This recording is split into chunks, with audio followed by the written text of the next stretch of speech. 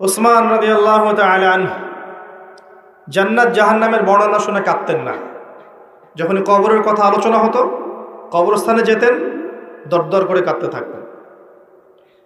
এরপর একটা সভ্যতা আসলো, আধুনিক সভ্যতা, যে সভ্যতা কবরস্থানকে লোকালিটি থেকে অনেক দূরে সরিয়ে দিল। সমাজ একটা, গ্রাম একটা, কবরস্থান অনেক দূরে। মানুষ মারা গেলে তাকে দূরে কবর দিতে যেতে হয়, তাই না? আর ওই যুগে এমন ছিল, কবরস্থান ছিল মসজিদের পাশে। এখনো দেখবেন নববী, মসজিদ নববীর পিছনে আছে না বাকিউল গারকাত, সাহাবীদের কবর। কারণ ছিল, যখন মানুষ এটা অতিক্রম করবে প্রতিদিন নামাজ পড়তে যাওয়ার সময় 5 বার করে, তার মধ্যে পরকালের ফিকির হবে, কবরের কথা চিন্তা থাকবে, কান্না আসবে, দুনিয়ার জীবন এর তুচ্ছতা সম্পর্কে আমাদের ধারণা আসবে। একটা দাজ্জালীয় সভ্যতা যখন আসলো, এই সভ্যতা কবরস্থানকে আস্তে আস্তে দূরে সরিয়ে দিল। এখন বছরে একটা দিনও আপনারা কবরস্থানে যান কিনা সন্দেহ আছে। তাই মৌতের কথা মানুষের স্মরণ হয় না। আর তারা চায় যে আমরা মৃত্যুকে ভুলে যাই। তারা চায় যে আমরা মৌতকে ভুলে যাই, দুনিয়ার ভোগ বিলাস নিয়ে ব্যস্ত থাকি। এতে করে ওদের উদ্দেশ্য সফল হবে এবং আমাদেরকে ডমিনেট করা ওদের জন্য সহজ হবে। এই যুগে যা যা হচ্ছে, এগুলো কোনোটাই এমনি এমনি হয়নি। প্রত্যেকটা ঘটনার পিছনে কোনো না কোনো বিষয় আছে। এটা বুঝতে হলে আপনার নূর লাগবে। আমি বারবার একটা কথা বলেছিলাম, নূর লাগবে। নবীজি বলেছেন সাল্লাল্লাহু আলাইহি ওয়াসাল্লাম, ফিতনাটা এত ভয়াবহ হবে, অন্ধকার রাতে কালো পাথরের উপর কালো পিঁপড়া নীরবে হেঁটে গেলে যেমন হয়, ফিতনার ব্যাপারটা তেমন হবে। এত ডিফিকাল্ট। এখন আপনার পিএইচডি করার প্রয়োজন নাই যে এই ফিতনা চিনতে হলে আপনার কি লাগবে। কি লাগবে বলেন? আলো, নূর। আলো থাকলে আপনি দেখতে পাচ্ছেন, এই তো। এই নূর ওই কলুষিত আত্মা অর্জন করতে পারবে না। দুনিয়া পূজারী আত্মা দুনিয়াতে এসে দুনিয়া নিয়ে ব্যস্ত হয়ে আছে। দুনিয়া পূজারী, দুনিয়ার টাকা পয়সা, ব্যাংক ব্যালেন্স, বাড়ি গাড়ি, ভোগ বিলাস, জেনা, মদ, পর্নোগ্রাফি, সুদখোর, ঘুষখোর, দুর্নীতিবাজ, জুলুমবাজ, এদের হৃদয়ের মধ্যে ওই নূর কখনো আসবে না। হৃদয়ে যদি এগুলো থেকে পবিত্র হতে পারে, তবে নিয়ে এর মধ্যে নূর আসতে পারে। হৃদয়কে এগুলো থেকে পবিত্র করার পর মনের মধ্যে যে হিংসাগুলো আছে, গীবত, তহমত, সমালোচনা, অহংকার, এগুলো সংস্কৃতিগুলো আছে, এগুলো ত্যাগ করার পরে যখন মানুষ কোরআন ধরবে, হাদিস পড়বে, নামাজি হবে, তাহাজ্জুদ গোজার হবে, সুন্নার পাবন্দ হবে, হালাল খাবে, আদর্শ পরিবার গড়বে, ইসলামিক সমাজ গড়বে, আত্মশুদ্ধি অর্জন করবে, বেশি বেশি তেলাওয়াত করবে, জিকির আজগার করবে, আল্লাহকে ডাকবে, আল্লাহর ধ্যান করবে, আল্লাহর জিকির করবে, তাসবিহ তাহলিল করবে, মৌতকে স্মরণ করবে, পরকালকে স্মরণ করবে, প্রত্যেকটা কাজ আল্লাহকে সন্তুষ্ট করার জন্য করবে। তখন দেখবেন এই কলবগুলোর মধ্যে কি আসবে? আল্লাহর নূর আসবে ইনশাআল্লাহ। তখন সে ফিতনা রিকগনাইজ করতে পারবে, চিনতে পারবে ইনশাআল্লাহ। তো এই রূহটা যদি নূর দিয়ে আলোকিত করতে না পারি, পরকালে কবরেও নূর পাবো না, হাসরের মাঠেও কখনো নূর আসবে না। একটা আয়াত বলছি, সূরা হাদীদে আল্লাহ পাক বলেছেন, ইয়াউমা তারাল মুমিনিনা ওয়াল মুমিনাত ইয়াসআ নূরুহুম বাইনা আইদিহিম ওয়া বিআইমানিহিম। হে নবী, কিয়ামতের মাঠে আপনি দেখবেন মুমিন পুরুষ, মুমিন নারীদের জন্য তাদের সামনে এবং ডান দিকে আল্লাহর পক্ষ থেকে আলো এবং নূর থাকবে। মুনাফিকরা বলবে যে আমাদেরকে নাকতাবিস মিন নূরিকুম, তোমাদের নূর থেকে কিছু আমাদেরকে দাও, আমরা তো পার হতে পারছি না পুলসিরাত। ওদেরকে বলা হবে কিলা রুজিউ ওয়ারাকুম ফালতামিসু নূরা, ফিরে যাও, পিছনে পিছনে ফিরে যাও। দুনিয়ার জীবন তোমাদেরকে প্রতারিত করেছিল, আজকে তোমাদের জন্য কোনো নূর নাই। আল্লাহ যাকে নূর দিবে না, ফামা লাহু মিন নূর, তার কোনো নূর থাকবে না। নূর নিয়ে এতগুলো কথা এই জন্য বলছি, আমি পরে আসছি টপিকে। এই যুগে যদি আপনি চলতে চান, ফিতনাগুলো চিনে আল্লাহর পথে চলতে চান, এগুলো থেকে দূরে থাকতে চান, আল্লাহর আনুগত্য করতে চান, রাসূলের আনুগত্য করতে চান, পরিস্থিতি বুঝে এগোতে চান, আপনার বাহ্যিক চোখ যথেষ্ট না, আপনার নূর দরকার কলবের মতো। বাহ্যিক চোখ দিয়ে আপনি সব বুঝতে পারবেন না। বাহ্যিক চোখ দিয়ে আপনি দেখবেন বিশ্ব এগিয়ে যাচ্ছে, আর আল্লাহর নূর দিয়ে দেখলে আপনি বুঝতে পারবেন বিশ্ব এগিয়ে যাচ্ছে ঠিকই, তবে এটা তার ধ্বংসের দিকে এগিয়ে যাচ্ছে। দৃষ্টিভঙ্গির বিশাল পার্থক্য দেখবেন আপনি। তো এই যে সময়টা আল্লাহ দিয়েছেন, এই সময়টুকুতে যদি আমরা তাওহীদে থাকি, সুন্নতে থাকি, দিন পরিপূর্ণরূপে পালন করি, কবরের 3টা প্রশ্নের উত্তর দিতে পারবেন ইনশাআল্লাহ। এরপরে আপনাকে রাখা হবে ইল্লিনে, যেখানে আপনি জান্নাতের নিয়ামত ভোগ করবেন। আল্লাহর পরে যারা শহীদ, তাদের ব্যাপারে এসেছে যে তোমরা আল্লাহর পথের শহীদদেরকে নিহত বলো না, মৃত বলো না। তাদেরকে আল্লাহর পক্ষ থেকে রিজিক প্রদান করা হয়। জাফর ইবনে আবি তালব রাদিয়াল্লাহু আনহু, যিনি মুতার যুদ্ধে শহীদ হয়েছিলেন, তার 2টা হাত কেটে গিয়েছিল। নবী সাল্লাল্লাহু আলাইহি ওয়াসাল্লাম কান্নাকাটি করেছিলেন তার ইন্তেকালের সংবাদ শুনে, কিন্তু একটু পরে মুচকি হেসেছেন। তাকে জিজ্ঞেস করা হলো, কি জন্য আপনি হাসলেন ইয়া রাসূলুল্লাহ? তিনি বললেন, আমি দেখলাম যে জাফর রাদিয়াল্লাহু আনহুকে আল্লাহ এই কাটা 2 হাতের বিনিময়ে জান্নাতে 2টা সবুজ পাখা দিয়েছে। এটা দিয়ে সে জান্নাতে ঘুরে বেড়াচ্ছে এবং ফল খাচ্ছে। তার মানে ইল্লিনে আপনি আপনার কর্মফল ভোগ করবেন, আপনার আত্মা ভালো ফল ভোগ করবে। আর যদি দুনিয়ার কর্মজীবনে খারাপ কাজ করে থাকে, শিরিক করেছে, বেদাত করেছে, হারাম খেয়েছে, সুদ খেয়েছে, ঘুষ খেয়েছে, জেনা করেছে, দুর্নীতি করেছে, জুলুম করেছে অন্যের উপরে, এমন কোনো পাপ নাই দুনিয়াতে করে নাই, এর আত্মা ইল্লিনে যাবে না, সিজ্জিনে যাবে। সিজ্জিন, ওয়ামা আদরাকা মা সিজ্জিন। আল্লাহ বলেছেন, তোমরা কি জানো সিজ্জিন কি? কিতাবুম মারকুম, আল্লাহর কাছে লিখিত কিতাব। এখানে আত্মাদেরকে শাস্তি দেওয়া হবে। এই যে বারজাখের জীবনের শাস্তি নবীজি দেখে এসেছেন মেরাজের রাতে, সুদখোরদের মাথা ফাটিয়ে দেওয়া হচ্ছে, রক্তের নদীতে ফেলে মাথা ফাটিয়ে দেওয়া হচ্ছে, এতিমের মাল আত্মসৎকারীরা জ্বলন্ত অঙ্গার গিলে খাচ্ছে, ব্যভিচারকারীদেরকে এই যে পচা গোশত খেতে দেওয়া হচ্ছে, মহিলা জেনাকারদেরকে এই যে বুকের মধ্যে হুক লাগিয়ে ঝুলিয়ে রাখা হয়েছে। এই যে শাস্তিগুলো তিনি দেখে এসেছেন, এগুলো কিন্তু ওই বারজাখের শাস্তি। এটা কিন্তু জাহান্নামের ওই কিয়ামতের মাঠের শাস্তি নয়, কিন্তু বারজাখী জীবনের শাস্তি। দেখেছেন জিহ্বা আগুনের কেচি দিয়ে কেটে দেওয়া হচ্ছে এক শ্রেণীর বক্তার, জানা অনুযায়ী আমল করতো না। এগুলো বারজাখের শাস্তি। তার মানে আত্মার কিন্তু আপনার মৃত্যু হচ্ছে না। এই দুনিয়ার জীবনটাই সব নয়, তাহলে মৃত্যু হয়ে গেলেই সব শেষ হয়ে যাবে না, বরং আপনার আত্মা বাকি থাকবে। আত্মা হয় ইল্লিনে যাবে, না হলে সিজ্জিন। নিষ্কৃতি নাই কোনো, আমাদের কোনো নিষ্কৃতি নাই। আবু বকর সিদ্দিক রাদিয়াল্লাহু আনহু এই জন্য বলতেন, ইয়া লাইতানি লাউ কুনতু শাজারা, হায় আমার দুর্ভাগ্য যদি আমি এই গাছটা হয়ে যেতাম, যার কোনো হিসেব নিকেশ নাই।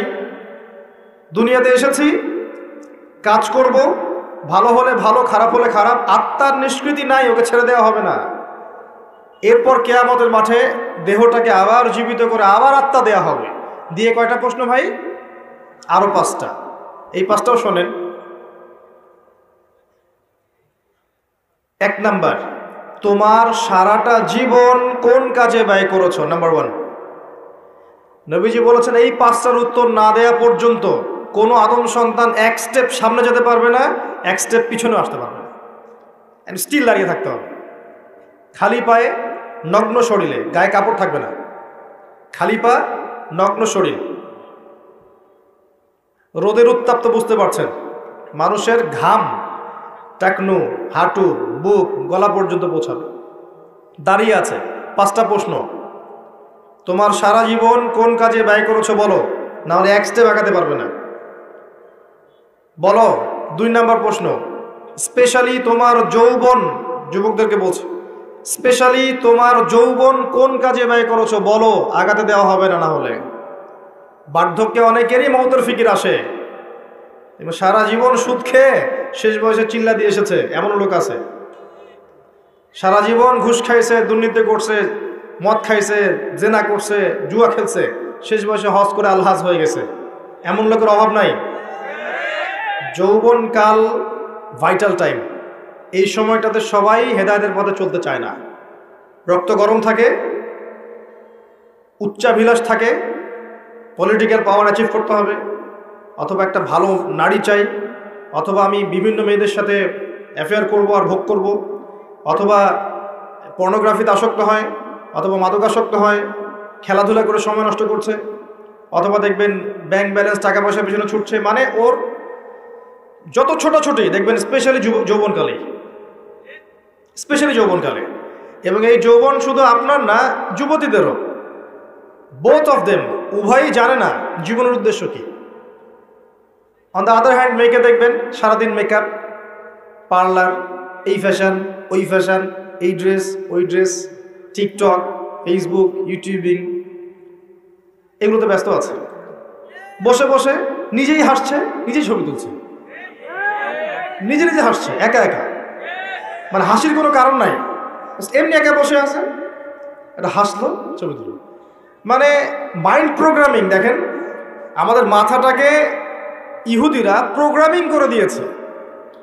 মানে আপনি যা করবেন ওরা আপনাকে দেখতে আসবে না, বরং আপনি নিজেই জানিয়ে দিবেন, দেখো আমি এটা করেছি। ওয়াইফকে নিয়ে ঘুরতে গেছে, ছবি দিবে ফেসবুকে, কয়দিন পর হয়তো বাথরুমে বসেও ছবি দেবে। এটাই বাকি আছে, খালি আই থিঙ্ক শুধু এটাই বাকি আছে, বাকি সবই দেওয়া যায়। এগুলো দিস হয়, আমি আপনাদের ভাষা বুঝি না, বলতে পারি না। এগুলো মাঝে মধ্যে দেখা যায়।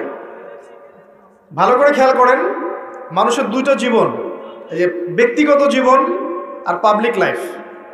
পাবলিক লাইফ, আপনি আমি এখন পাবলিক লাইফে আছি, আমাদের প্রাইভেসি আছে, সব কিছু তো আপনি জানবেন না, আবার আপনার সব কিছু আমি জানবো না। একটা প্রাইভেট লাইফ, ব্যক্তিগত জীবনে আপনি খান, ঘুমান, আপনি স্ত্রীর সাথে থাকেন, ঘরের মধ্যে অনেক কিছুই করেন। এই মাইন্ড প্রোগ্রামিং করে ওরা আমাদেরকে এমন একটা মানসিকতা দিয়ে দিয়েছে যে আমরা এখন পাবলিক লাইফ আর প্রাইভেট লাইফের পার্থক্য বুঝতে পারছি না। মানুষের প্রাইভেট লাইফকে আমরা পাবলিক করে দিচ্ছি, ব্যক্তিগত জীবনে যা করছে সব ঢেলে মানুষকে জানাচ্ছে। ওরা কিন্তু জানতে আসছে না, আপনিই জানিয়ে দিচ্ছেন ফেসবুকে। এটা প্রোগ্রামিং, একটা মাইন্ড প্রোগ্রামিং। তো ওদের ওই যুব সমাজও যেমন, যুবতী সমাজও তেমন। দেখবেন এরাও ফ্যাশন, ওই পার্লার, এই গেট আপ, জিন্স, গেঞ্জি, রাস্তায় ঘোরা। তারপরে যদি বুঝায় দেওয়া যায় যে তুমি তো সম অধিকার পাওয়ার যোগ্য, নারী পুরুষের তো কোনো পার্থক্য নাই, তুমি বাসায় বসে থাকবে কেন? তুমি বেগম রোকেয়ার উত্তরসূরি না? বাসা থেকে বের হও, ঘর থেকে বের হও, মৌলবাদী পর্দার দর্শন বাদ দাও, পুরুষের কাঁধে কাঁধ মিলিয়ে মাঠে নামো, জাতিকে এগিয়ে নাও। তাহলে তো আর কথাই নাই, ওকে আর ওরা হাতি দিতে পারবে না। ও তখন আকাশে উড়বে, মাটিতে হাঁটবে না, আকাশে হাঁটবে। দাজ্জাল, আমি বলেছি দাজ্জাল, ফেমিনিস্ট রেভলিউশন। এই যে feminist revolution is created by মাসিহুদ দাজ্জাল। দাজ্জালের যারা ফলোয়ার্স আছে এরা এই ফেমিনিস্ট রেভলিউশন ক্রিয়েট করেছে। নবী সাল্লাল্লাহু আলাইহি ওয়াসাল্লাম মেরাজের রাতে যখন গিয়েছেন, একজন ফেরেশতা তাকে দেখে হাসেনি, তার নাম মালিক। সূরা যুখরুফের মধ্যে তার কথা আছে। তিনি জিবরাইলকে জিজ্ঞাসা করেছিলেন আলাইহিস সালাম, ও হাসছে না কেন? জিবরিল আমিন বলেছেন, তাকে আল্লাহ পাক জাহান্নামের প্রহরী হিসেবে সৃষ্টি করেছেন। যেদিন থেকে আল্লাহ তাকে এই দায়িত্ব দিয়েছেন ওই দিন থেকে মুখের হাসি উড়ে গেছে। আর জাহান্নামে তিনি ছাড়াও আরো 19 জন বড় বড় ফেরেশতা থাকবেন, আলাইহা তিসআতা আশার, কোরআনে আছে। আরো অগণিত ফেরেশতা থাকবেন যারা দায়িত্ব পালন করবেন। নবী সাল্লাল্লাহু আলাইহি ওয়াসাল্লামকে দেখানো হলো জাহান্নামের আযাব, তিনি দেখলেন, পৃথিবীতে এসে বললেন মেরাজ শেষে যে আমি জাহান্নামকে দেখেছি, যেখানে উদ্ধত এবং অহংকারীরা আছে, এবং সেখানকার বেশিরভাগ অধিবাসী হচ্ছে মহিলা, নারী। তার মানে শোনেন, এই হাদিসের ভুল ব্যাখ্যা বোঝেন না, এটা সমস্ত উম্মতদের জন্য নয়, এটা এই উম্মতের জন্য খাস। নবী সাল্লাল্লাহু আলাইহি ওয়াসাল্লামকে মেরাজের রাতে যে শাস্তিগুলো দেখানো হয়েছে এগুলো এই উম্মতের জন্য বেশি খাস। এই উম্মতের মানুষ বেশি সুদ খাবে, বেশি জেনা পরকিয়া করবে, এতিমের মাল আত্মসাৎ হবে এই উম্মার মধ্যে বেশি। এই উম্মতের বক্তারা জান অনুযায়ী আমল করবেন অনেকেই, এই উম্মতের নারীরা বেশিরভাগ জাহান্নামে যাবে। শেষ 100 বছরের দিকে তাকান, বেশিরভাগ অনুসারী যদি জাহান্নামে যায় মহিলা এই উম্মতের, তার মানে এই উম্মতের মহিলাদের সাথে শেষ জামানায় এমন কিছু হবে যার ফলে তারা আর দিনের পথে থাকতে পারবে না। শেষ জামানায় এমন কিছু ওদের সাথে হবে যার ফলে ওরা তাওহীদ, দ্বীনের জ্ঞান অর্জন, সুন্নত, পর্দা, হালাল এই বিষয়গুলো মেনে চলতে পারবে না, প্রতিবন্ধকতার শিকার হবে। আর সেই বিষয়টাই বলেছে আমি আমার ব্যাখ্যায়, এটা হচ্ছে ফ্যামিনিস্ট রেভলিউশন, নারীদের এই অবাধে বেলাল্লাপনা। এটা আজকে থেকে 100 বছর আগে ছিল না। আজকে থেকে 100-200 বছর আগে দিকে তাকিয়ে দেখেন, এরকম পশ্চিমা ধাঁচে সারা বিশ্বে মুসলিম কান্ট্রিগুলোতে মেয়েরা এইভাবে ঘুরে বেড়ায়নি কখন। যারা নারীরা এখন পুরুষের আসন নিয়ে নিয়েছে, আর পুরুষ হয়ে গেছে নারী। পোশাক পরিবর্তন হয়ে গেছে, নারী পুরুষের পোশাক পরছে, মেয়ে নারীর পোশাক পরছে। দেধার সে ফ্রি মিক্সিং, যেখানে যাবেন ফ্রি মিক্সিং, মার্কেটে যান ফ্রি মিক্সিং, স্কুলে যান ফ্রি মিক্সিং। ফ্রি মিক্সিং বোঝেন তো? মানে আপনার পাশে বসে আছে গায়রে মাহরাম, আপনার মনে হবে সে আমার কলিগ। আপনার পাশে বসে আছে একটা গায়রে মাহরাম যার সামনে পর্দা করা ফরজ আল্লাহ করেছেন, আপনার কাছে মনে হবে সে আমার কাজিন, সে আমার সহপাঠী, সে আমার ফ্রেন্ড, সে আমার ভাইয়া, সে আমার টিচার। এটা মনে হবে। আল্লাহ ওদের সাথে পর্দা করা ফরজ করেছে, কিন্তু ওই মেয়ের কাছে মনে হবে এই এই ব্যাপার। এটা হচ্ছে ফ্রি মিক্সিং। স্কুলে ফ্রি মিক্সিং। স্কুলের ছেলেমেয়েরা এখন পর্ন দেখে। স্কুলের ছেলেমেয়েরা বসে বসে, ক্লাসে বসে বসে পর্ন দেখে। এটা সেকুলারদের মিডিয়া থেকে খবরগুলো বলছে, ইসলামিক মিডিয়া তো নাই আমাদের কাছে। সেকুলারদের মিডিয়া থেকে খবরগুলো বলছে, রিপোর্ট হয়েছে এগুলো নিয়ে অনেক, ইউটিউব ঘাটে। ক্লাসে বসে বসে ছেলে মেয়ে পর্ন দেখছে, স্কুলের ছেলেরা, স্কুলের মেয়েরা। আজকে থেকে 50 বছর আগে কল্পনা করতে পারতেন? আমরা করেছি এগুলা? আমরা তো বেশি বয়স না, আমরা করেছি। এখনকার কলেজে যাবেন ফ্রি মিক্সিং, গ্রুপ স্টাডি করতেছে বসে, ছেলে টিচার মহিলাদেরকে পড়াচ্ছে, মেয়েদেরকে পড়াচ্ছে ব্যাচ করে। ছেলে টিচার, মেয়ে টিচার, ছেলেরা ব্যাচ করে পড়ছে। গায়রে মাহরাম, পর্দা করা ফরজ ছিল। বোঝানো হয়েছে সে তো শিক্ষক, আমি তো ছাত্র, সে আমার টিচার, আমি তার ছাত্রী। বাবার মতো সম্মান তার আমার। এই বাবার মতো সম্মান করতে গিয়ে মাঝে মাঝে বাবার ভূমিকায় গায়ে হাতও দিচ্ছে, মা ভালো থাকো।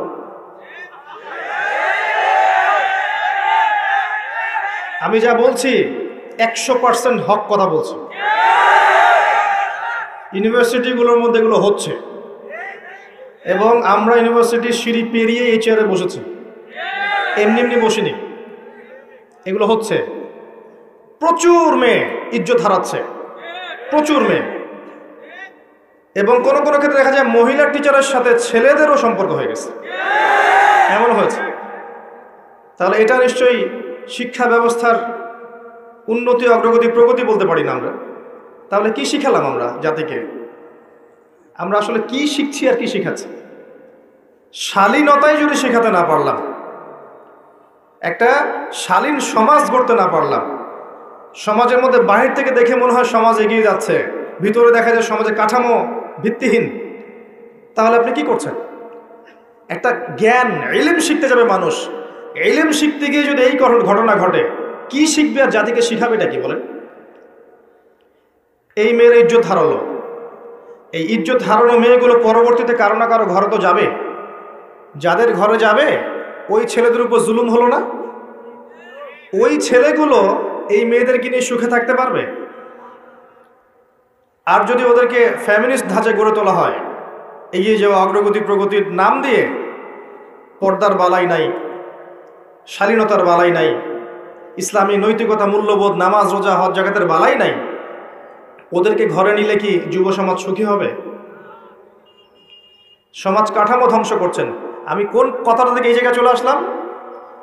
বেশিরভাগ নারী এই যুগের, এই জামানার জাহান্নামে যাচ্ছে, কারণ তাদের সাথে কিছু একটা হচ্ছে এই যুগে যেটা আগে হয়নি। এর ফলশ্রুতিতে তারা পর্দায় থাকতে পারবে না, আল্লাহর বিধানগুলো মেনে চলতে সমস্যা হবে, এবং এক পর্যায়ে তারা জাহান্নামের রাস্তায় হাঁটবে। সতর্ক হয়ে যান, আপনার মাকে সতর্ক করেন, বোনকে সতর্ক করেন, আপনার স্ত্রীকে সতর্ক করেন, আপনার মেয়ে বাচ্চাকে সতর্ক সাবধানে রাখেন। এমন পর্যায়ে পৌঁছেছে যে এমন কোনো সেক্টর নাই যেখানে ফ্রি মিক্সিং নাই, এমন কোনো সেক্টর নাই যেখানে জিনা নাই। কর্মক্ষেত্র যখন এরা পাশ করে কর্মক্ষেত্রে যাচ্ছে, সেখানেও কলিগ ফ্রি মিক্সিং। অফিসের বস মাশাআল্লাহ, তার কর্মচারী মেয়ে, কর্মচারী মহিলা, অ্যাফেয়ার হয়ে গেল, জিনা হয়ে গেল, কোনো কোনো ক্ষেত্রে ধর্ষণ হয়ে গেল। ইজ্জত বিক্রি করে কি পেটে ভাত ঢোকাতে হয়? নিজের সম্মান সবচেয়ে বড় জিনিস না পেটের ভাত বড় জিনিস? আজকে না খেয়ে থাকলে কালকে আল্লাহ আমাকে খাওয়াবে ইনশাআল্লাহ। আজকে আপনি আপনার ইজ্জত দিয়ে দিলে কাল আপনার ইজ্জত ফিরে আসবে। মানুষ এখন ভিতরের চোখ যেহেতু নাই, জেনারেশনের ভিতরের চোখটা নাই, এই কারণে বুঝতে পারে না আসলে হক কোনটা বাতিল কোনটা। ইজ্জত বিক্রি করে আমাকে ভাত খেতে হবে? এটা বিক্রি করার জন্য কি আমাকে ফোর্স করেছে রাষ্ট্র, সমাজ, বিশ্ব? আমি তো সিদ্ধান্ত নিজেই নিয়েছি। এর বাইরে দেখবেন কোনো কোনো ক্ষেত্রে এই যে পড়াশোনার সমস্যার কথাটা বললাম, এটা কিন্তু অনেক সময় মাদ্রাসাতেও হচ্ছে। কোনো কোনো ক্ষেত্রে রিপোর্টও আমাদের কানে আসে যে মাদ্রাসাতেও এরকম ছাত্রী ধর্ষণের শিকার হয়েছে এবং কোনো কোনো ক্ষেত্রে এরকম ঘটনা ঘটেছে। এবং যখন যদিও ঘটনাগুলো কম, ওদের তুলনায় ঘটনা নিতান্তই কম, তারপরে মিডিয়া যখন হাইলাইট করবে তখন এটাকে বেশি হাইলাইট করবে। তবে এখানে 1% হওয়ার সুযোগ ছিল না। এখানে যেটা হচ্ছে সেটা নিঃসন্দেহে এই মানুষগুলোর তাকওয়ার কমতির কারণে হচ্ছে এবং ভুল সিস্টেমের কারণে হচ্ছে। মেয়েদের মাদ্রাসায় পুরুষের অনুপ্রবেশ দেওয়া যাবে না। প্রত্যেকটা টিচার, স্টাফ, এভরিবডি সেখানে মহিলা হতে হবে। আর ছেলেদের মাদ্রাসায় ওখানে আপনি মেয়ের অ্যাক্সেস দিতে পারবেন না। প্রত্যেকটা টিচার, স্টুডেন্ট সেখানে ছেলে হতে হবে। এই সিস্টেমে যখন স্কুল, কলেজ, মাদ্রাসা চলবে তখন জেনামুক্ত পরিবেশে আমাদের সন্তানরা পড়াশোনা করতে পারবে ইনশাআল্লাহ। পড়াশোনা করতেই যদি জেনা করতে হয় তো ওই জ্ঞান দিয়ে সে কীভাবে জাতিকে এগিয়ে নিবে বলেন তো? এরপরেও গিয়ে কর্মক্ষেত্রে জেনা করছে। আপনি যেখানে যাবেন সেখানে রেভলিউশন। ব্যাংকে যান, মেয়ে বসে আছে, বাজারে যান, মেয়ে বসে আছে, দোকানদারিতে মেয়ে বসে আছে, রাস্তাঘাটে হাঁটবেন, মেয়ে ঘুরে বেড়াচ্ছে সবখানে। আল্লাহ এবং তার রাসূল কখনো বলেননি যে মেয়েরা তাদের অধিকার পাবে না এবং তারা তাদের কর্মক্ষেত্রে স্বতন্ত্র স্বাধীন থাকবে না, এটা কখনো বলা হয়নি। আল্লাহ এবং তার রাসূল এতটুকু বলেছেন তারা তাদের ক্ষেত্রে স্বতন্ত্র স্বাধীন, ফ্রি মিক্সিং চলবে না। ফ্রি মিক্সিং মানে কি নারী পুরুষের অবাধ মেলামেশা চলবে না। তারা তাদের ক্ষেত্রে কাজ করবে, তাদের ক্ষেত্রে পড়াশোনা করবে, তাদের ক্ষেত্রে আর যা যা সেক্টর আছে করবে, সেখানে ছেলের অনুপ্রবেশ থাকবে না এবং সেটা হবে নিরাপত্তার সাথে, পর্দার সাথে। এটা কি আল্লাহর অপরাধ? তার রাসূলের অপরাধ? সমাজ কাঠামো কি আল্লাহ রাসূলের চেয়ে আমি বেশি বুঝি? যখন এই কাঠামোটা ভেঙে গেল তখন ফ্রি মিক্সিংয়ের মধ্য দিয়ে দিন দিন জেনা বাড়লো, ধর্ষণ বাড়লো, আপনার এই যে পরকীয়া বাড়লো। পরকীয়া তো বাড়বেই। এগুলোর পরে আবার যখন বাসায় ফিরে যাবে, বাসায় দেখবেন বিভিন্ন টিভি চ্যানেল চলছে যেগুলোর ঘটনাগুলোর সাথে, সিরিয়ালের ঘটনাগুলোর সাথে বাস্তবতার আদৌ কোনো সম্পর্ক নেই। বাস্তবতা আলাদা জিনিস, ওই ঘটনা আলাদা জিনিস। ওখানে গিয়ে দেখবেন দুনিয়ার পশ্চিমা সভ্যতার এবং ভারতীয় সভ্যতার যত রকমের মিউজিক আছে, আপনার মুভিজ আছে, সিরিয়াল আছে, এগুলো দেখতে ব্যস্ত হয়ে গেল, রিমোট নিয়ে বসে আছে। ভাবখানা এমন যে বাঘের কাছ থেকে আপনি খাবার কেড়ে নিতে পারবেন, বাসার মা বোনদের কাছ থেকে রিমোট কেড়ে নিতে পারবেন না। দেখতেই থাকবে 11টা 12টা বেজে যাচ্ছে। স্বামী ভাত চাইলে সেটা পরে, আগে শেষ করি এটাই লাস্ট, এটা দেখে যাবো ভাত দিতে। এক পর্যায়ে এটা দিয়ে কি হচ্ছে? এটা দিয়েও মাইন্ড প্রোগ্রামিং হচ্ছে। ওই অবাস্তব জগৎটাকে তখন বাস্তব বলে মনে হবে। ওখানে সে পরপুরুষকে দেখছে, ওদের সংস্কৃতি শিখছে, ওদের গেট আপ দেখছে, ওদের ড্রেসগুলো বানানোর চেষ্টা করছে, ওদের আদর্শ সে নিজের মধ্যে লালন করছে, আবার মুখে সাক্ষীও দেয় যে আমি একজন মুসলিম। এই আদর্শগুলো যখন লালন করে আবার পরিবারে ফিরে আসবে তখন তো ফাসাদ হবেই, কারণ বাস্তবতা এটা তো আলাদা জিনিস। বাস্তবে আমি একজন মুসলিম, বাস্তবে আমি একজন তাওহীদপন্থী, বাস্তবে আমি সুন্নাহ মেনে চলবো, বাস্তবে আমার নেতা মুহাম্মদ সাল্লাল্লাহু আলাইহি ওয়াসাল্লাম, বাস্তবে আমার ধর্ম ইসলাম, যেগুলোর সাথে এগুলোর কোনো সম্পর্ক নাই, তখন তো ফিকশন হবেই। আর এই পরিবারগুলোর মধ্যে যখন দেখবেন সন্তান গড়ে উঠছে, মাশাআল্লাহ সন্তানও হবে পিতামাতার মতোই, সুবহানাল্লাহ। এই হচ্ছে বাস্তবতা। তো এই নারীদের এই অবাধ বেহায়াপনার কারণেই শেষ জামানায় বেশি বেশি নারী জাহান্নামের পথে হাঁটবে। এই নারী আপনার ঘরে আছে, আমার ঘরে আছে, আগামী প্রজন্মতেও আসবে। যারা আছে ওদের ব্যাপারে সতর্ক হয়ে যান, যারা আসছে তাদের ব্যাপারে সতর্ক হয়ে যান। মেয়েকে ছোট্টবেলা থেকে তারবিয়ত দিয়ে বড় করেন। আয়েশা রাদিয়াল্লাহু আনহার মতো বানান, খাদিজা রাদিয়াল্লাহু আনহার মতো বানান, ফাতেমাতুল কুবরার মতো বানান, খাদিজা রাদিয়াল্লাহু আনহার মতো বানান, মারিয়াম আলাইহিস সালামের মতো বানান, হাজারা আলাইহিস সালামের মতো বানান। এমন করেন যেন আপনার মেয়েটা যার ঘরে যাবে সেই ঘরটা যেন জান্নাতের টুকরা হয়ে যায়, এবং আপনার মেয়ের গর্ভ থেকে যে সন্তানগুলো হবে এই সন্তানগুলো আগামীতে যেন উম্মার মুজাহিদ হতে পারে, এমন করে আপনার মেয়েকে বড় করেন। সকালে এখানে লেকচার দিয়েছিলাম মনে হয়, সকালে বলেছিলাম যে ওই যে ইসমাইল আলাইহিস সালাম যাকে বলা হচ্ছে তোমাকে জবাই করব, মনে আছে? তিনি বলেছেন কি, সাতাজিদুনি ইনশাআল্লাহু মিনাস সাবিরিন ইফআল মা তুমার। বাবা আপনাকে যে আদেশ করেছেন আল্লাহ আপনি তাই করেন, আমাকে ধৈর্যশীল পাবেন ইনশাআল্লাহ। বয়স আমার চেয়ে মিনিমাম 15 বছর কম হবে তার। এই বয়সের একটা বাচ্চা এই কথা বলছে। আমার বলার পয়েন্ট হচ্ছে এই বাচ্চাটাকে তার মা মানুষ করেছে, তার বাবা মানুষ করেনি। ইসমাইল আলাইহিস সালামকে গড়ে তুলেছেন তার মা, তার বাবা নন। যদি আপনি ইসমাইল আলাইহিস সালামের মায়ের মতো মেয়ে, বোন, স্ত্রী পান বা তৈরি করতে পারেন, তখন গিয়ে আপনি দেখবেন ইসমাইলের মতো সন্তান হবে ইনশাআল্লাহ। তার আগ পর্যন্ত সম্ভব না। এই ফ্যামিনিস্ট রেভলিউশনের মহিলাদের গর্ভ থেকে আপনি খালিদ বিন ওয়ালিদ, ওমর ইবনুল খাত্তাব, ইসমাইলের মতো সন্তান যাচ্ছেন। এখানে আপনি বলিউড হলিউডের নায়কের মতো সন্তান পাবেন, এর বেশি কিছু আশা করতে পারেন না। এরপরে যদি এদেরকে আল্লাহ হেদায়েত দেন সেটা আলাদা বিষয়। এবার আসেন, আমি আলোচনা একটা পয়েন্টে গিয়ে এই জায়গা থেকে শেষের দিকে যাচ্ছে, এই অংশটুকু ভালো করে বোঝো। আমরা যে 5টা প্রশ্নে ছিলাম যে জীবনটা কিভাবে কাটিয়েছো, যৌবনটা কিভাবে কাটিয়েছো, তারপরের প্রশ্ন করবেন আল্লাহ পাক উপার্জন কোন পথে করেছো, 4 নম্বর প্রশ্ন করবেন কোন পথে ব্যয় করেছো, আর 5 নম্বর করবেন জানা অনুযায়ী আমল করেছো কিনা। এই 5 প্রশ্নের উত্তর না দেওয়া পর্যন্ত কিয়ামতের মাঠেও কেউ আমল নামা ডান হাতে পাবে না, হিসাব নিকাশ শুরু তো হবে না তার, বা আগাতে পারবে না, পুলসিরাতও পার হওয়ার সুযোগ দেওয়া হবে না, এবং চিরস্থায়ী জান্নাত জাহান্নামের ফয়সালাও হবে না, দাঁড়িয়েই থাকতে হবে। এখন প্রশ্ন হচ্ছে যে এই ফিতনাময় পরিবেশে কিভাবে আমরা এমনভাবে চলতে পারি যার ফলশ্রুতিতে আমরা ওই প্রশ্নগুলোর উত্তর দিতে পারবো। এটাই সবচেয়ে বড় চ্যালেঞ্জ, তাই না? সবচেয়ে বড় চ্যালেঞ্জ এখন এটাই। কারণ আমরা আজকে শিখে ফেলেছি অলরেডি যে আপনার আমার আত্মা মরবে না। আমরা শিখে ফেলেছি অলরেডি যে আমাদেরকে দুনিয়ার জীবনটা দেওয়া হয়েছে পরীক্ষা করার জন্য।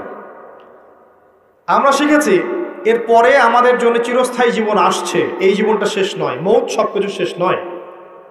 আমরা এটাও জেনেছি যে এই 3টা আর 5টা 8টা প্রশ্নের উত্তর আপনাকে আমাকে সবাইকে ফেস করতে হবে, কেউ বাদ যাবে না। একদম ইসরায়েলের ওই প্রেসিডেন্ট থেকে শুরু করে আপনি আমি পর্যন্ত, ওই বিশ্ব নেতা থেকে শুরু করে আপনি আমি পর্যন্ত, এই বিশ্বের প্রত্যেক নেতা, প্রত্যেক কর্মী, প্রত্যেক ধর্মনেতা, প্রত্যেক বিশ্ব নেতা, প্রত্যেক পলিটিক্যাল নেতা, প্রত্যেক হিউম্যান বিং, অর্থনৈতিক নেতা, সামাজিক নেতা, হুএভার হি ইজ, সে যেই হোক না কেন, তাকে এই 8টা প্রশ্ন ফেস করতেই হবে, যেই হোক না কেন। আল্লাহ কাউকে দেখে বাজ বিচার করবেন না। এবার আসেন কিভাবে সম্ভব এগুলো উত্তরে যাওয়া। 1 নম্বরে আসেন, যদি আপনি আমি শিরিক না করি, শোনেন আমার কথা, আপনি আমি যদি শিরিক না করি তাহলে মান রব্বক উত্তর দিতে পারবেন ইনশাআল্লাহ। শিরিক কি, কেন, কত প্রকার শেখার জন্য একটা বইয়ের নাম বলে দিচ্ছি, কিতাবুত তাওহীদ। এই বইয়ের অনেক প্রকাশনা সংস্থা থেকে ছাপানো হয়েছে এবং ব্যাখ্যা করা হয়েছে। কিতাবুত তাওহীদ অনলাইনে খুঁজবেন, অফলাইনে কিনবেন, আমি রিকোয়েস্ট করব সবার বাসায় একটা করে লাইব্রেরি করবেন, পারবেন না? প্রত্যেকের বাসায় একটা করে লাইব্রেরি করবেন, পার্সোনাল লাইব্রেরি। সেখানে কোরআনের তাফসীর কিনবেন, হাদিসের বইগুলো কিনবেন, ইতিহাসের বইগুলো কিনবেন, ফিকহের বই কিনবেন, রাসূলের সিরাতগুলো কিনবেন, সাম্প্রতিক বিশ্বের বইগুলো কিনবেন। একটা পার্সোনাল লাইব্রেরি আপনার থাকবে, যেখানে আপনি প্রতিদিন 1 ঘন্টা 2 ঘন্টা সময় ব্যয় করবেন। এই ফোনটা বন্ধ করে রেখে দিন। ওইখানে যখন বসবেন ফোন অন করবেন না, ফোন অন করবেন না, ফোন বন্ধ থাকবে। আপনি 2 ঘন্টা পড়াশোনা করবেন, তারপরে বেরোবেন। পারবেন না? মাসে 5,000 টাকার বই কিনবেন, পারবেন? 5,000 টাকা আপনার গার্লফ্রেন্ডের পিছনে যায় মাসে, পারবেন না বই কিনতে? ফোনের পিছনে যায়, মেগাবাইট কিনতেও দেখবেন হাজার হাজার টাকা যায়। আসেন, তাওহীদে থাকতে হবে। শোনেন, যে আদর্শ লালন করে শাহজালাল রাহিমাহুল্লাহ এই অঞ্চলে জালেম শাসক এই গৌর গোবিন্দর বিরুদ্ধে যুদ্ধ করেছেন, তরবার হাতে নিয়েছেন, মাজলুমের অধিকার ফিরিয়ে দিয়েছেন। আপনাদের এই জায়গাটা বরকতময় হয়ে গেছে মাশাআল্লাহ। গ্যাসের পরে আসে তেল, এরপর আসবে তেল, তেলের আগে গ্যাস আসে। আপনাদের চা বাগান, আপনাদের এখানে বৃষ্টি, আবহাওয়া, পরিবেশ, মানুষের মধ্যে একটা রুহানি ভাব, বেশি বেশি নামাজি, আতর আগর, কত নিয়ামত দিয়ে আপনাদেরকে ভরে রেখেছেন আল্লাহ পাক। চিন্তা করেছেন? ওই যে মানুষগুলো এখানে আধ্যাত্মিকতা নিয়ে এসেছিলেন, তাদের এই রুহানি প্রভাব এখনো আছে এখানে। একই ফ্লেভার আপনি পাবেন, মদিনায় যান সেখানে ফ্লেভার পাবেন, ওখানে আধ্যাত্মিক পরিবেশ পাবেন। আমি বাগেরহাটে গিয়েছিলাম খান জাহান আলী রাহিমাহুল্লাহ ওনাদের ওখানে প্রোগ্রাম করতে, ওখানেও দেখবেন একটা রুহানি একটা ফ্লেভার আছে। আগেকার যে মানুষগুলো ছিলেন আল্লাহওয়ালা, মুজাহিদ, মুজাদ্দিদ, আলেম, ফুকাহায়ে কেরাম, ওলামায়ে কেরাম, নূরওয়ালা মানুষ, বসিরাওয়ালা মানুষ, তাসকিয়াওয়ালা মানুষ, তাদের একটা রুহানি পরিবেশ থাকে, একটা প্রভাব থাকে, রূহ থাকে। আপনাদের অঞ্চলে নিঃসন্দেহে আছে, কোনো সন্দেহ নাই। আপনাদের অঞ্চলে মানুষ অন্য অনেক অঞ্চলের মানুষ হচ্ছে বেশি নামাজি, বেশি আল্লাহকে ভয় করে, বেশি জাকাত দেয়, বেশি তাকওয়া আছে, দিনকে ভালোবাসে অন্য অঞ্চলের চাইতে। আমি দেখেছি, আমি প্রমাণ করেছি। কারণ আছে এই প্রভাব। ওই মানুষরা যে প্রভাবে এখানে এসেছেন, যে মজলুমদের সহযোগিতা করতে, জালেমের শিকড় উপড়ে ফেলতে, সেই মানুষের কবরকে কেন্দ্র করে আজকে মানুষ কি না করছে। অথচ সেই মানুষ যে আদর্শ নিয়ে এসেছিলেন, সেই আদর্শের যাররা পরিমাণ বালাই নাই। একটা হক কথা অন্যায়ের বিরুদ্ধে বলতে পারছে না, তার কবরকে এভাবে মুছে নিয়ে বরকত নিলে বরকত আসবে? তাওহীদে না থাকতে পারলে উনি আপনাকে পরকালে পার করে দিবেন? উনাকে সেজদা করলে আল্লাহ তাওহীদে সেজদা করা হবে? পরকালে আমি যদি ভালো আমল না করি, দুনিয়া থেকে ঈমান আমল নিয়ে যেতে না পারি, পরকালে তার ক্ষমতা আছে আমাকে পুলসিরাত পার করিয়ে দিবে? নবী সাল্লাল্লাহু আলাইহি ওয়াসাল্লাম তার মেয়েকে বলছেন, ইয়া ফাতিমা, দুনিয়াতে যা চাওয়ার আমার কাছে চেয়ে নাও, পরকালে আমি তোমার কোনো উপকার করতে পারবো না। আয়েশা রাদিয়াল্লাহু আনহা একদিন কাঁদছেন অঝর নয়নে। আয়েশা, তুমি কাঁদছো কেন? ইয়া রাসূলুল্লাহ, আপনি একটা হাদিসে বলেছেন যে কিয়ামতের মাঠে কেউ কাউকে চিনবে না, আমাকে বলেছেন, এটাকে মনে করে আমার কান্না আসছে। আসলে কি কেউ কাউকে চিনবে না? নবীজি বললেন, কয়েকটা জায়গা আছে আয়েশা, যখন আমি তোমার কথা মনে রাখতে পারবো না, আমি তোমার স্বামী তোমার কথা মনে রাখতে পারবো না। যখন আমল নামা ছুড়ে দেওয়া হবে, মানুষ খালি ইয়া নাফসি বলবে যে আমল নামা কোন দিক দিয়ে আসে। যখন পুলসিরাত মানুষ পার হবে, সবাই ইয়া নাফসি বলে, আমার কি হবে, আমার কি হবে, কেউ কারো কথা মনে রাখবে না। সত্যিকার অর্থে যদি আমরা আমাদের ওলামায়ে কেরাম, আউলিয়া, তাদের যদি সম্মান করতে, যে তাদের আদর্শ ছিল তাওহীদ, সুন্নত, অন্যায়ের প্রতিবাদ করা, মজলুমের সাহায্য করা, আধ্যাত্মিকত্ব অর্জন করা, তাসকিয়া অর্জন করা, সমাজ সংস্কার করা, এগুলো তাদের আদর্শ। ওই আদর্শগুলো লালন না করে শুধু তাদের কবরে এভাবে মুছে গালে মাখলেই বরকত পাওয়া যাবে?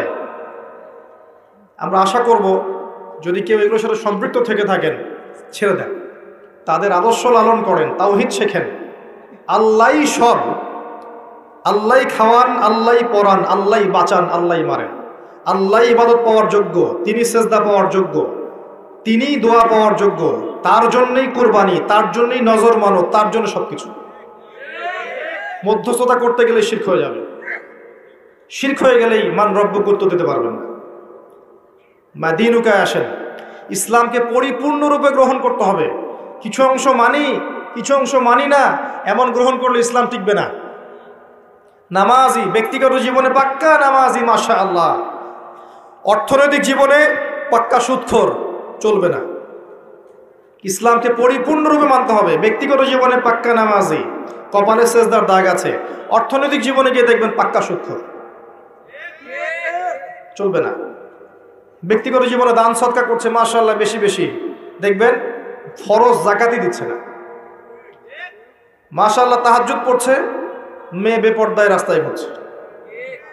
দেখবেন তাসবিহ তাহলিল করছে, চিল্লা দিয়ে বেড়াচ্ছে, বা আর অন্য কাজ করছে দিনের, পরিবারের কাঠামো ইসলাম নাই। দেখবেন এগুলো হচ্ছে। বেশি বেশি তেলাওয়াত করছে মাশাআল্লাহ, এদিকে দেখবেন গীবত, তহমত, অহংকার, হিংসা দিয়ে ভর্তি মন। ইসলাম আংশিকতার নাম নয়, পরিপূর্ণ একটা জীবন ব্যবস্থার নাম। আমরা ইবাদত করব সেখানেও মুসলিম, সামাজিক জীব যখন সেখানেও তো আমরা মুসলিম, সেখানে সামাজিকতাও নবীর সুন্নাহ মতো চলতে হবে। অর্থনীতি চালাবো সেখানেও মুসলিম, সেখানেও অর্থনীতির ক্ষেত্রে আল্লাহর দেওয়া অর্থনীতি গ্রহণ করতে হবে। আপনি সমাজ চালাবেন সেখানেও সামাজিক রীতিনীতির ক্ষেত্রেও ইসলামিক আদর্শ গ্রহণ করতে হবে। পরিবার চালাবো সেখানেও থাকতে হবে। যদি আল্লাহ পাক আপনাকে বিশ্বের নেতৃত্ব দেন, সারা বিশ্বে ইসলামিক লস ইমপ্লিমেন্ট করার দায়িত্ব তখন আপনার উপর বর্তাবে। প্রত্যেকটা ক্ষেত্রে আপনি মুসলিম, শুধুমাত্র ধর্মীয় জীবনে মুসলিম আর অন্য জীবনে আমি মুনাফিক কাফের হয়ে থাকবে এমন হবে না। যদি হয় মা দিনুক, অ্যান্সার আসবে না, মা দিনুক অ্যান্সার আসবে না। পরিপূর্ণ জীবন ইসলাম ফলো করতে পারলে উত্তর আসবে ইনশাল্লাহ। আরেকটা কি ছিল? মান হাযা রাজুলু বুইসা ফীকুম, এই ব্যক্তিকে যাকে পাঠানো হয়েছিল। বিশ্বাস করেন এই পৃথিবীতে কেউ যদি আল্লাহর রাসূল সাল্লাল্লাহু আলাইহি ওয়াসাল্লামকে বাদ দিয়ে, তার সুন্নতকে বাদ দিয়ে অন্যর আদর্শ ফলো করা শুরু করে, সে উত্তর দিতে পারবে না। করণীয় কি? খুব সহজ, খুব সহজ। ইস্তেগফার করেন, আস্তাগফিরুল্লাহাল্লাযী লা ইলাহা ইল্লা হুয়াল হাইয়ুল কাইয়্যুম ওয়া আতুবু ইলাইহি, তওবা করে ফিরে আসেন। আগামীকাল সকাল থেকে ঘুম থেকে ওঠা থেকে নিয়ে ঘুমানো পর্যন্ত প্রত্যেকটা কাজ আপনি নবীর সুন্নাহ মতো করার চেষ্টা করেন। ঘুম থেকে ওঠেন, দোয়া পড়েন, বাথরুমে যান, দোয়া পড়েন, বের হন, দোয়া পড়েন, খাইতে বসেন, দোয়া পড়েন, খাওয়া শেষ, দোয়া পড়েন, নামাজে যান, হেঁটে হেঁটে যান, নামাজটা তার মতো ধীর স্থিরভাবে পড়েন, বসে থাকেন, জিকির আজগার করেন, জিকির আজগার শেষ তেলাওয়াত করেন এক পারা করে আপনি স্কুলে চলে যান, কলেজে যান, চাকরি ক্ষেত্রে যান, ব্যবসায় যান, সেখানে আমানতদারিতা বজায় রাখেন, ইসলামিক নৈতিকতা বজায় রাখেন। বাসায় ফিরে আসেন, পরিবারকে ইসলামের মতো সময় দেন, রাতে আবার ঘুমিয়ে যান। সারা দিন ইবাদত, সারাটা দিন ইবাদত। আপনি লেখাপড়া করছেন, এমন জ্ঞান অর্জন করেন যেই জ্ঞান দিয়ে আপনি দিনের খেদমত করতে পারবেন। আপনি ব্যবসা করছেন, আমানতদারিতা বজায় রেখে, কাউকে না ঠকিয়ে, মাপে কম না দিয়ে, সিন্ডিকেট না করে ব্যবসা করেন, নেকি হবে। আপনি পরিবার চালাচ্ছেন, পরিবারটাকে ইসলামিক পরিবারে গড়ে তোলেন, আপনার পরিবারটাই জান্নাতের টুকরা। আপনি আলেম, মাদ্রাসায় পড়াচ্ছেন, আপনি খুলুসিয়াত রেখে মাদ্রাসায় তালিম দিতে থাকেন, প্রত্যেকটা দিন আপনার ইবাদত।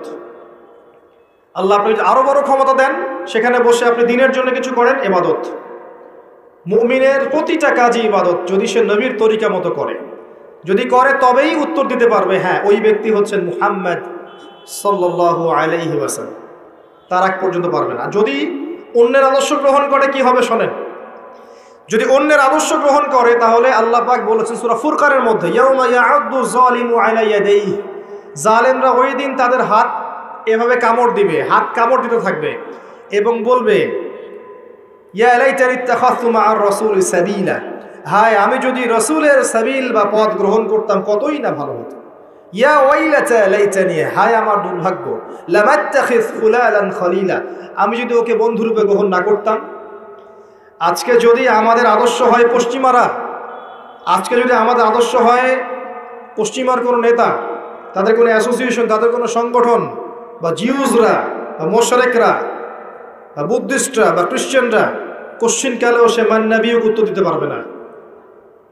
আজকে যদি আমরা তাদের সংস্কৃতি ফলো করি, তাদের ইকোনমি ফলো করি, তাদের পলিটিক্স ফলো করি, তাদের এই ফিলোসফিগুলো ফলো করে চলি, তাদের আদর্শ ফলো করে চলি, আমরা কোশ্চেনগুলো উত্তর দিতে পারবো না যে উনি হচ্ছেন নবী মুহাম্মদ সাল্লাল্লাহু আলাইহি ওয়াসাল্লাম। কারণ আপনি জীবনের প্রতিটা ক্ষেত্রে রাসূলের আদর্শ মানেননি। তো যখন আপনি রাসূলের আদর্শ মানছেন না, অন্যেরটা মানছেন, তার মানে আপনি স্বীকৃতি দিচ্ছেন যে অন্যেরটা তার চেয়ে বেটার, অন্যের আদর্শ তার চেয়ে ভালো। আপনি এমনটা স্বীকৃতি দিচ্ছেন আপনার কাজের মধ্য দিয়ে। এই কাজ করার পরে কেউ নবীর সুপারিশ পাবে? একজনই ব্যক্তি তিনি, যিনি আপনাকে ভাই বলেছেন, আপনার জন্য হাউজে কাউসারে দাঁড়িয়ে থাকবেন, আপনার জন্য সুপারিশ করবেন, এই উম্মতের কবিরা গুনাহগার ব্যক্তিদেরকে সুপারিশ করে জান্নাতে নিয়ে যাবেন, একমাত্র ব্যক্তি মুহাম্মদ সাল্লাল্লাহু আলাইহি ওয়াসাল্লাম। একদিন বলেছিলাম আমি যে কিয়ামতের মাঠে জাহান্নাম যখন চিৎকার করবে, সূরা মুলকের মধ্যে পড়ে দেখেন, চিৎকার করবে জাহান্নাম।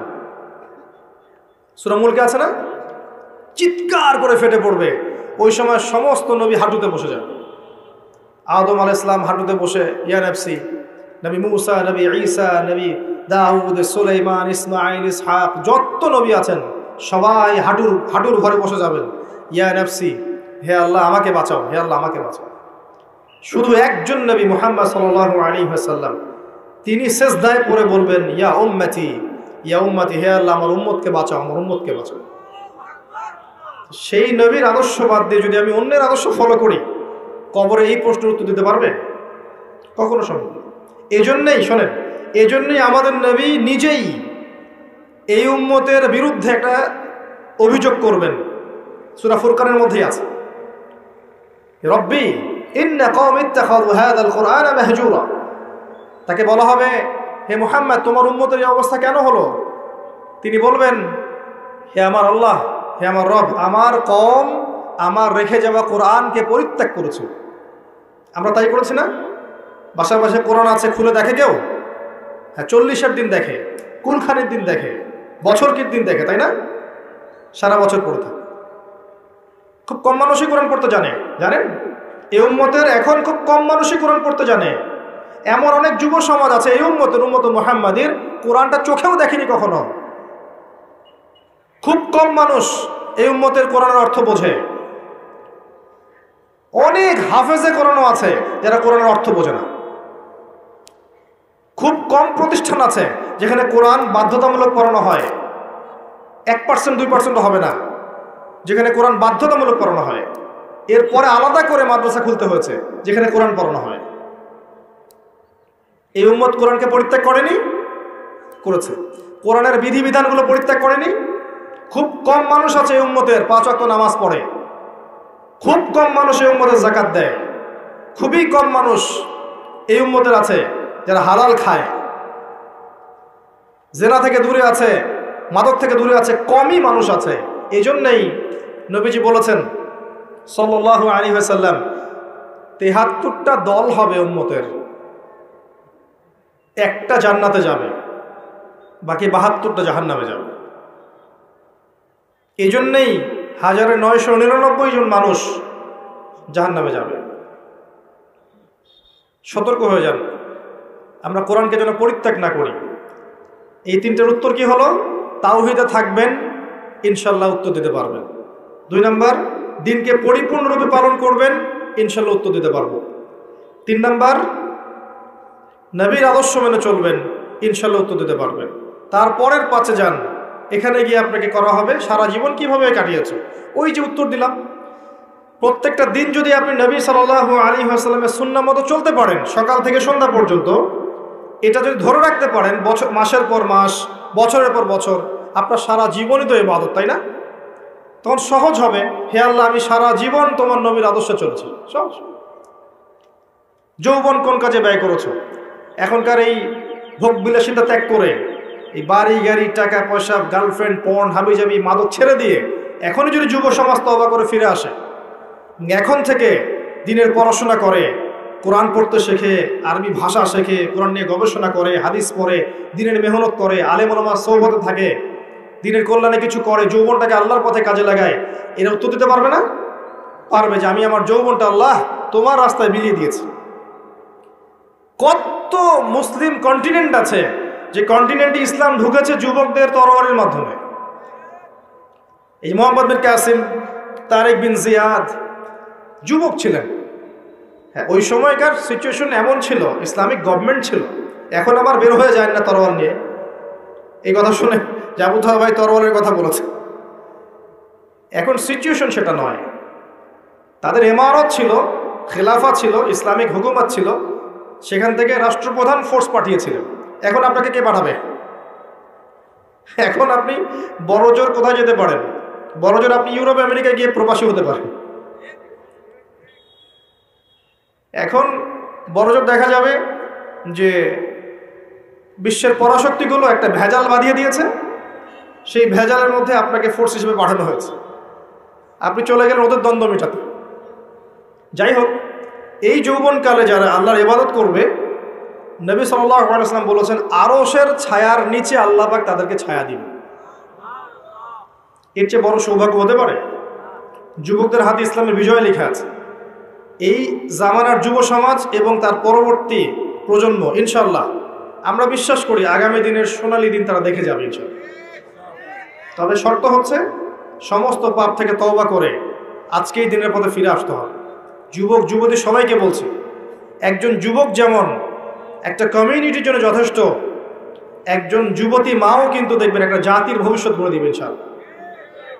একটা যুবতী মা যদি, এখন মেয়ে যদি তওবা করে মা হয়, পরবর্তীতে মুমিনা হয়, মুসলিমা হয়, সালেহা হয়, তার গর্ভ থেকে যদি একটা আহমদ বিন হাম্বাল বের হয়, একটা ইমাম আবু হানিফা বের হয়, একটা ইমাম শাফিঈ বের হয়, একটা তারেক বিন জিয়াদ বের হয়, আগামী দিন দেখবেন যে ওই মানুষরাই এই সমাজ পরিবর্তন করে ফেলেছেন। তো আমরা তাদেরকে আল্লাহর পথে ফিরে আসার জন্য তওবা করার নসিহত করবো। আল্লাহ পাক তৌফিক দান করুন, আমিন।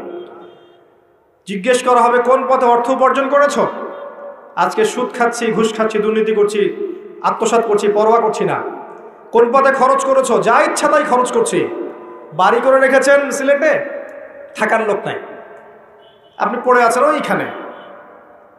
লন্ডন বানিয়ে রেখেছেন, জায়গাটাকে লন্ডন বানিয়ে রেখেছেন, পড়ে আছেন ওইখানে। কিছু কথা বলি, মন খারাপ করেন না। যেখানে আপনি সোনালী ভবিষ্যৎ খুঁজছেন, ওর পতন খুব সামনেই। যে সভ্যতাটাকে আপনি সিভিলাইজড মনে করছেন, আপনার জীবন প্রতিষ্ঠিত হয়ে গেছে, আপনি গ্রিন কার্ড পেয়ে গেছেন, হ্যাঁ আপনি সিকিউরড, দেশ তো ভালো না, দেশের জনগণ ভালো না, আপনি আপনার প্রতিভাগুলো ওখানে বিকিয়ে দিচ্ছেন, মনে করছেন এটা সাস্টেইন করবে। শুনে রাখেন, এই বিশ্বের ভবিষ্যৎ এমন দিকে যাচ্ছে যে পশ্চিমা সভ্যতা বলে কোনো সভ্যতার অস্তিত্ব থাকবে না ইনশাআল্লাহ। ইনশাআল্লাহ তাআলা তারা সবচেয়ে অন্ধ এবং সবচেয়ে বোকা শ্রেণীর মানুষ যারা ওখানে স্থায়ী বাস করেছে। আমার কাছে তারা সবচেয়ে অন্ধ মানুষ, কারণ তারা দুই চোখ দিয়ে দেখতে পাচ্ছে না, এক চোখওয়ালা। এটা সিকিউরড লাইফ নয়, আপনি ধ্বংসের দিকে গিয়েছেন।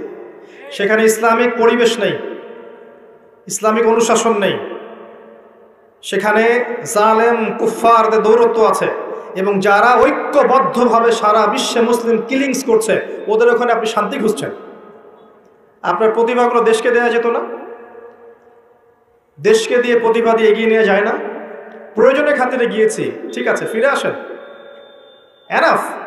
একটা বিষয়ের জন্য গিয়েছেন, অর্জন হয়েছে, চলে আসেন। নিজের প্রতিভা দেশকে দেন, দেশের কল্যাণে কিছু করেন, কোনো প্রজেক্ট লঞ্চ করেন, কিছু করেন, ক্রিয়েটিভ কিছু করেন। সমাজ যদি পরিবর্তনের চেষ্টা আপনি না করেন, আর যদি শুধু দোষ দিয়ে যান, সমাজটা ভালো না, দেশটা ভালো না, দুর্নীতিতে ভরে গেছে, এই হয়েছে সেই হয়েছে, তো এর পিছনে তো আমিও দায়ী।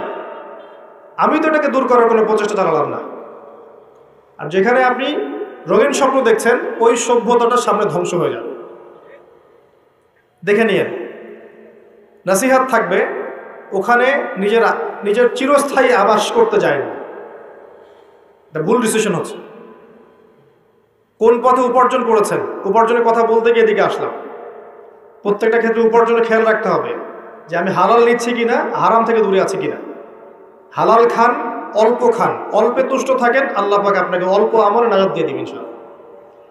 অল্প আমল এনাফ, নাজাত দিয়ে দিবে। দেখেন বেলাল রাদিয়াল্লাহু আনহু, কৃষ্ণকায় মানুষ, দরিদ্র মানুষ, আল্লাহ পাক তাকে কাবা ঘরের উপরে উঠে আজান দেওয়ার সৌভাগ্য দিয়েছে। আব্দুল্লাহ ইবনে মাসউদ মেষ চড়াতেন, আল্লাহ পাক রাইসুল মুফাসসিরিন বানিয়েছেন। তাফসীরকারদের মধ্যে শ্রেষ্ঠ তাফসীরকার তিনি, সবচেয়ে বড়। আল্লাহর হাতে রিজিক, হালালে থাকেন, আল্লাহ রিজিক দিবেন ইনশাআল্লাহ। কিয়ামত হবে না আপনার রিজিক না শেষ হলে, আপনার মৌত হবে না আপনার চালের দানা বাকি না থাকলে। আসমান জমিন সৃষ্টির 50,000 বছর আগে আল্লাহ রিজিক লিখেছেন। একটা চালের দানা পৃথিবীতে রেখে আপনি বিদায় নেবেন না। এক ঢোক পানি না খেয়ে, যেটা পৃথিবীতে আছে ওটা না খাওয়া পর্যন্ত আপনি যাবেন না পৃথিবী থেকে। অস্থির হচ্ছেন কেন? হারামে যাচ্ছেন কেন? সুদ খাচ্ছেন কেন? ঘুষ নিচ্ছেন কেন? দুর্নীতি কেন করছেন? রিজিক আল্লাহর হাতে, আল্লাহ দিবে আপনাকে। এগুলো তো নিজের জন্য করছেন, পরিবারের জন্য করছেন, আগামী প্রজন্মের জন্য করছেন। শোনেন, আপনি মারা যান, 3টা দিন সময় লাগবে না আপনাকে ভুলে যেতে। আপনি মারা যান, কবরে চলে যান, যাদের জন্য সারা জীবন ঘুষ খেয়েছেন, দুর্নীতি করেছেন, আপনি সুদ খেয়েছেন, আত্মসাৎ করেছেন, যাদের জন্য করেছেন, নিজের এবং যাদের জন্য, এরা আপনাকে 3 দিনের বেশি মনে রাখবেন। মারা যাওয়ার সাথে সাথেই আপনার দলিলাদি, জমি জমা, ব্যাংক ব্যালেন্স নিয়ে কারাকারি শুরু করে দেবে। আল্লাহকে চিনলেন না আপনি, হারামে যায় না, আল্লাহর রাস্তায় হারামে যায় না। কোন পথে ব্যয় করেছো? এই যে অপব্যয়। 10টা বাড়ি বানিয়ে রেখেছেন, দেশে নাই, বিদেশে পড়ে আছেন, অপব্যয়। এই টাকাটা আপনি সমাজের কল্যাণে কোনো প্রজেক্টে কাজে লাগাতে পারতেন। প্রচুর অপব্যয় করি আমরা কিন্তু অপব্যয় করা জাতি। অজুর পানি থেকে শুরু করে একদম রাষ্ট্রীয় সম্পদ পর্যন্ত অপব্যয় করতে থাকি। অজু করবেন, দেখবেন 10 জনের পানি দিয়ে একজন অজু করবে। যার ইমানের যত বেশি, তার ট্যাপের স্পিড তত বেশি। অজুরও পানির লিমিট আছে। হ্যাঁ, নবী সাল্লাল্লাহু আলাইহি ওয়াসাল্লাম অল্প পানিতে অজু করেছেন। এর মানে এই না যে সেখানে পানির স্বল্পতা ছিল এই জন্যে। এমনকি তিনি বলেছেন, এই যে ঝর্ণার ধারেও যদি অজু করো, তারপর অজুর পানির দিকে খেয়াল রাখতে, অপচয় করা যাবে না। অজুর পানি থেকে শুরু করে একদম সমাজ থেকে শুরু করে বিশ্ব রাষ্ট্র সব জায়গায় যান, অপচয় আর অপচয়, অপচয় প্রচুর। আর দেখবেন জনগণ বুঝেই হয়, আমরাও মাশাআল্লাহ সেরকমই জাতি। একটা জিনিস করে দিয়েছে রাষ্ট্র, দেখবেন ওটার মূল্য আমরা বুঝবো না। সুন্দর রাস্তা করে দিয়েছে, সুন্দর সেতু করে দিয়েছে, দেখবেন সরকারি মাল, দড়িয়া মেডাল, নষ্ট করতে থাকে, কোনো সমস্যা নেই। অথচ ওইটা আমাদের সম্পদ, আমাদের আমানত। এই রাস্তা রক্ষা করার দায়িত্ব আমার, আমি জনগণ। গভর্নমেন্ট একটা জিনিস করে দিয়েছে, এটা রক্ষা করার দায়িত্ব আমার। তো যদি আমি মনে করি যে সরকারি টাকা যায় যাক, আমি নষ্ট করলাম, তো সমস্যা কি? এটা খেয়ানত, এটা আমানতের খেয়ানত হলো। তারাও যেমন করে, আমরাও করি। দেখবেন উপর থেকে একটা হাতি আসে, হাতিটা আস্তে আস্তে আস্তে আস্তে আস্তে আস্তে মাছি হয়ে গেছে। হাতির কান, ডাল, মাথা, পা এলা কামড়াকামড়ি করে খেতে খেতে খেতে খেতে একটা মাছি পাবেন। আর যেটা পাবেন সেটা জনগণ দেখবেন যে যাচ্ছে তাই ব্যবহার করে শেষ করে ফেলবে। জনগণও খেয়ানতকারী, উপরের লোকও খেয়ানতকারী। আল্লাহ পাক এভাবেই দিয়েছেন, যতক্ষণ পর্যন্ত আপনি আমি ভালো হব না, যতক্ষণ পর্যন্ত আপনি আমি ঈমান, আমল, আকীদা সংস্কার করব না, ভালো হব না, আপনি ভালো নেতৃত্ব আশা করতে পারেন না। এগুলো মহাকাশ থেকে পড়েনি, আমাদের মধ্য থেকেই গজিয়েছে। এখানকার মানুষদের মধ্যেই যদি একজনকে নেতা নির্বাচন করেন, সে এখান থেকেই হবে, সে আসমান থেকে টপকাবে না। এই মানুষগুলো ভালো না হলে নেতাও ভালো হবে না। মানুষকে ভালো করতে শেখেন, মানুষের আকীদা আমলকে সংস্কার করেন। শুধুমাত্র সমালোচনা করে সব কিছু হয় না। আমি কি দিচ্ছি রাষ্ট্রকে? আমি আমার জ্ঞান দিয়ে, আমার মেধা দিয়ে, আমার প্রজ্ঞা দিয়ে জনগণের জন্য, সমাজের জন্য, রাষ্ট্রের জন্য কি করলাম? আজ পর্যন্ত কিছুই করি নাই। সমালোচনা করে যাচ্ছে, এটা ভালো না, ওইটা ভালো না, এটা। আর কেউ কেউ তো থাকবোই না দেশে, ভাই বাইরে থাকবো, দেশটাই পচে গেছে। কই আপনি ভালো তো দেশে এসে দেশকে ভালো করছেন না কেন? সব থেকে সমস্যা আমাদের মানসিক সমস্যা। আমাদের মায়া নাই, মহব্বত নাই আমাদের প্রতি। আল্লাহ পাক মাশাআল্লাহ বরকতময় একটা জায়গা দিয়েছেন আমাদেরকে। আপনি যা চান এখানে পাবেন। এটা এমন একটা জায়গা আমাদের। আপনি যদি শ্রম দেন, মেধা দেন, আমানতদারিতা থাকে, দুর্নীতিটা না থাকে, সবাই সবার মেধার মূল্যায়ন পায়, দেখবেন বাংলাদেশ আগামী দিন সুপার পাওয়ার হবে ইনশাআল্লাহ। সম্ভব ছিল বা সম্ভব এখনও আছে, যদি তরুণরা দায়িত্ব হাতে নিতে পারে। আল্লাহ পাক যোগ্য নেতৃত্ব নিয়ে আসুক এবং যারা আছে সবাইকে আল্লাহ হেদায়েত করুক। আমি কোনো দলের মানুষ না, আমি আমার আবেগ থেকে অ্যাজ এ সিভিলিয়ান কথাগুলো বলছি যে আল্লাহ পাক যেন যোগ্য মানুষদেরকে দিয়ে একটা সুন্দর সুশৃঙ্খল কাঠামো করে দেন, যেখানে থাকবে না কোনো দুর্নীতি, থাকবে না কোনো ঘুষ, কোনো সুদ, কোনো জেনা, কোনো ব্যভিচার। একটা সুকুনের পরিবেশ থাকবে, সবাই সবার প্রতিভার মূল্য পাবে, মাজলুম হবে না, জালেম পার পেয়ে যাবে না, মাজলুমের আর কাঁদতে হবে না। এমন একটা পরিবেশ আল্লাহ পাক যেন তৈরি করে দেন। আল্লাহ পাক যেন যারা আছে ওদের হাত শক্তিশালী করে দেন এবং ইসলামের জন্য কাজ করার তৌফিক দান করেন। আল্লাহ চাইলে সব করতে পারেন, আল্লাহ চাইলে মানুষের মন খুলে দিতে পারেন। আল্লাহ পাক চাইলে পৃথিবীর সবচেয়ে জঘন্য মানুষকে হেদায়েত দিয়ে নিয়ে এসে তার দিয়ে আল্লাহ পাক ইসলামের খেদমত করাতে পারেন। ভুড়ি ভুড়ি প্রমাণ আছে। খালিদ বিন ওয়ালিদ রাদিয়াল্লাহু আনহু ইসলামের এগেইনস্টে যুদ্ধ করেছেন, পরে মুসলিম হয়ে তিনি ইসলামের পক্ষে 100 যুদ্ধ করেছেন। আল্লাহ পারেন। তাই আমরা হেদায়েতের দোয়া করবো সবসময়। সমালোচনা সংস্কৃতি বাদ দেন, হেদায়েতের দোয়া করেন। সুপরামর্শ দিতে পারি, পরিস্থিতি বোঝাতে পারি, হেদায়েতের দোয়া করতে পারি, দেখবেন ইনশাআল্লাহ তাআলা আল্লাহ চান তো এই জাতির তাকদীরে ভালো কিছু হবে ইনশাআল্লাহ। যদি আমরা ইমানদার হতে পারি, তাকওয়া অর্জন করতে পারি, আপসে মিল মহব্বত রাখি, বিভক্ত না হই, ইখতিলাফ না করি, ঐক্যবদ্ধ থাকি, যুব সমাজকে সঠিক দিক নির্দেশনা দিতে পারি, পরবর্তী প্রজন্ম করতে পারি, মেয়েদেরকে পর্দা আনতে পারি, দেখবেন ইনশাআল্লাহ আযজা ওয়া জাল এটা কোরআনের সমাজ গড়ে উঠবে ইনশাআল্লাহ তাআলা। আল্লাহ পাক তৌফিক দান করুন, আমিন।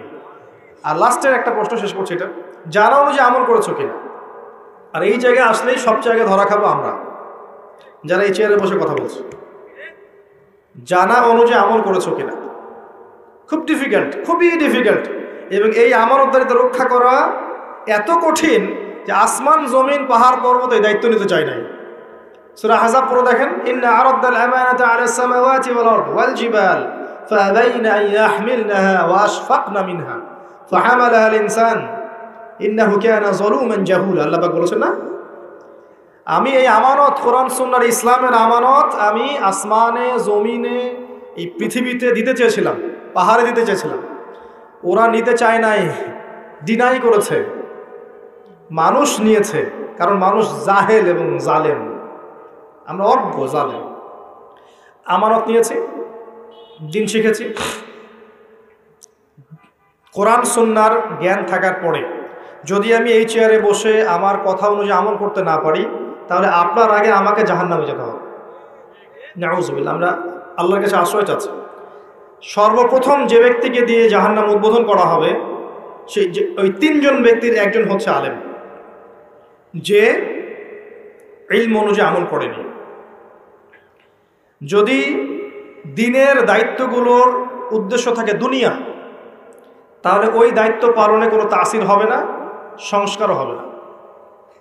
এমন অনেক ওলামায়ে কেরাম আছেন এবং ছিলেন যাদেরকে আপনি কখনো ফেসবুকে দেখেননি, ইউটিউবেও দেখেননি। তাদের মেহনত এবং রাতের তাহাজ্জুদের ফলশ্রুতিতে ইসলাম এখনো সমাজে টিকে আছে। এখন যুগ বদলে গেছে, এখন সব হচ্ছে কমার্শিয়াল। বক্তাও কমার্শিয়াল, শ্রোতাও কমার্শিয়াল, অ্যারেঞ্জমেন্টও কমার্শিয়াল। মাহফিল করতে এসে আমার যত অভিজ্ঞতা হয়েছে তার সেগুলো যদি শেয়ার করা শুরু করি, তাহলে ওই নাস্তিক আর ওই সেকুলাররা সুযোগ পেয়ে যাবে আক্রমণ করার। শুধু উম্মাকে ভালোবাসি বলে আমি একটা কথাও বলিনি কখনো। এমন কিছু অভিজ্ঞতা আমার হয়েছে, যেটা বললে শুধুমাত্র ইসলামের বিরোধী শক্তির একটা ফাঁক পেয়ে যাবে, এটা চিন্তা করে আমি কখনো কিছু বলিনি। কারণ আমি যদি 1 লাইন বলি, আর একজন 10 লাইন বলবে, আর আমি যদি আবার 10 লাইন বলি, আর একজন 20 লাইন বলবে। এই 10-20 করতে করতে ইসরায়েল আরেকটা মিসাইল বানিয়ে ফেলবে। বুঝতে পারছেন? ভিতরে হিংসা, রিয়া, লোক দেখানো আমল, হিংসা, গীবত, তোমত, একে অপরের সমালোচনা করা, কাকে টেনে নামানো যায়, কার পিছনে খোঁচানো যায়, কাকে বিতর্কিত করা যায়, এগুলোতে পারদর্শী হয়ে গেছে আমরা এখন। এগুলো করতে করতে ইসলামের বিরোধী শক্তির যে উপকারটা আমরা করে দিয়েছি, এটা আপনি কল্পনা করতে পারবেন না। শত শত দলাদলি, বিভক্তি, একজন একজনের বিরুদ্ধে, এই দল ওই দলের বিরুদ্ধে, এ ওর বিরুদ্ধে, এ আলেম এর বিরুদ্ধে, এ ওর গীবত, এ একটা বিষয় বলবে, আরেকজন লাইভে এসে তার বিরুদ্ধে আরেকটা বলবে। এগুলো হচ্ছে বড় জিহাদ। মাশাআল্লাহ, এটা ইমাম আবু হানিফা রাহিমাহুল্লাহর যুগ নয়, ইমাম শাফেঈ, আহমদ বিন হাম্বল তাদের যুগ নয় যে একজন ইমাম এর পা ধুয়ে দিচ্ছে আরেকজন ইমাম। এটা ওই যুগ নয়। সমালোচনার সংস্কৃতি হচ্ছে, গীবতের, তোহমতের, ঘৃণার, হিংসার, বিদ্বেষের। এগুলো কি আমাদের শোভা পায়? যারা এই চেয়ারে বসে তাদের শোভা পায়? তাদেরকে দেখে মানুষ যদি না শেখে, তাদেরকে দেখে যদি মানুষ এগুলো শেখে, তাহলে তারা যাবে কোথায়? জনগণ কোথায় শিখতে যাবে? সবাই এমন তা বলিনি কখনো, তবে বহু কমিউনিটি আছে যারা এই খেয়ানতগুলো করে যাচ্ছেন, যারা দিনকে দুনিয়ার অর্জনের মাধ্যম বানিয়েছেন, দিনকে দুনিয়া অর্জনের মাধ্যম বানিয়েছেন। এই কারণে দিন এখন প্রতিষ্ঠিত হতে পারছে না। যা জানি সে অনুযায়ী আমল করতে পারছি না। এমনকি সত্য কথা, হক কথাটুকু সুন্দর করে সমাজের সামনে বলবো, হাজারটা চিন্তা করছি, আমার ইমামতি থাকবে তো, আমাকে সভাপতি বেতন দিবে তো, আমাকে আবার মাহফিল কর্তৃপক্ষ পিটাই কি না, অনেক চিন্তা করছে যে এখানে বসে হকটা বলবো কি বলবো। আবার এলাকা ভিত্তিক, আপনাদের এলাকায় কোন ওয়াজ করলে খাবে ভাই বলেন তো, বলে দিল হ্যাঁ এই ওয়াজ করবেন তাহলে খাবে খুব বেশি, মাশাআল্লাহ ওই ওয়াজ চলছে। বসলেন 1 ঘন্টায় মনে করেন আপনি 30,000 টাকা নেবেন, কথার কথা। তার মানে প্রতি 2 মিনিটের জন্য আপনি 1,000 টাকা পাচ্ছেন। ওই 1 ঘন্টা আপনি বসে তার আধা ঘন্টায় কেসা কাহিনী বলে শেষ করে দিলেন। তো এই যে 30 মিনিটের আমানতের খেয়ানত করলেন, এর ফলশ্রুতিতে দিনটা এখানে প্রতিষ্ঠিত হতে পারলো না। তো এই অনুযায়ী আমল করেছো কিনা খুব ডিফিকাল্ট, খুবই ডিফিকাল্ট। ওলামায়ে কেরাম আমরা যারা আছি, যারা দিন নিয়ে 2টা কথা বলি বা কিছু লিখি বা কিছু করি, তারা যদি যারা অনুযায়ী আমল করতে ব্যর্থ হয়, তাহলে আমাদের দ্বারা দেশ, জাতি, উম্মাত ক্ষতিগ্রস্ত হবেই, আমরাও জাহান্নামে যাব, কোনো সন্দেহ নেই। আর বেশি কিছু বলছি না। আল্লাহ পাক আমাদেরকে ইশারা বোঝার তৌফিক দান করুক, আমিন।